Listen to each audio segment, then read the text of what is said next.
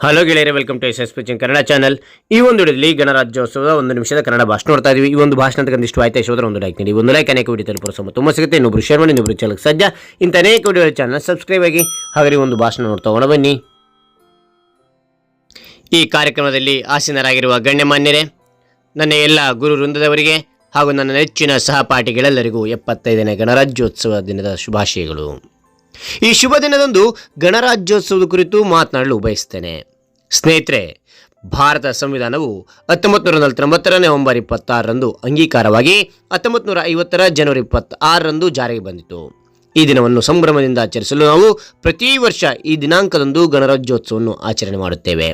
ಈ ದಿನಕ್ಕೆ ಅಷ್ಟೊಂದು ಮಹತ್ವ ಏಕೆಂದರೆ ಭಾರತದಲ್ಲಿ ಸಂವಿಧಾನ ಜಾರಿಗೆ ಬಂದ ಕಾರಣದಿಂದಲೇ ದೇಶದ ಪ್ರತಿಯೊಬ್ಬ ಪ್ರಜೆಗೂ ಸಹ ಸಮಾನ ಶಿಕ್ಷಣ, ಪ್ರತಿಯೊಬ್ಬರಿಗೂ ಬೇಕಾದ ಮೂಲಭೂತ ಹಕ್ಕುಗಳು, ಶಿಕ್ಷಣ ಹಕ್ಕುಗಳು, ಧಾರ್ಮಿಕ ಹಕ್ಕುಗಳು ಇವೆಲ್ಲವೂ ಸಿಗುತ್ತಿದೆ.